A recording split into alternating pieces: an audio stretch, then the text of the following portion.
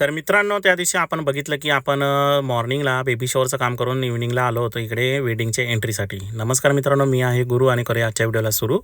तर इथे आल्यानंतर बघितलं तर कोणी नव्हतं आणि बघता बघता अर्ध्या तासामध्ये संपूर्ण पाहुणे मंडळी जे ते आले होते आणि त्यामुळे आपल्याला इथे एंट्रीसाठी पॉट आणि पायरोची एंट्री होती.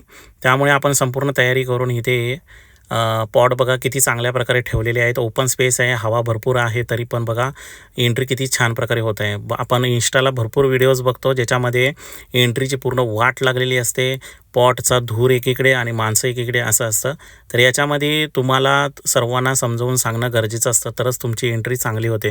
नाहीतर बहुतेक जण अर्धे तर म्हणजे एंट्रीची पूर्ण वाट लावून टाकतात, आतमध्ये येतात फोटोज व्हिडिओज काढण्यासाठी आणि हवा भरपूर असते. तर याच्यासाठी काय करायचं, तर आपल्याला पॉट जे ते भरपूर लावायचे जेणेकरून धूर बघा किती चांगल्या प्रकारे झालेलं आहे. इथे हवा असून सुद्धा धूर बघा किती छान दिसत आहे. नंतर आपण स्टेजवरती पायरोज लावले आणि बाकी एंट्रीचं काम खतम. भेटूया पुढच्या व्हिडिओमध्ये. बाय.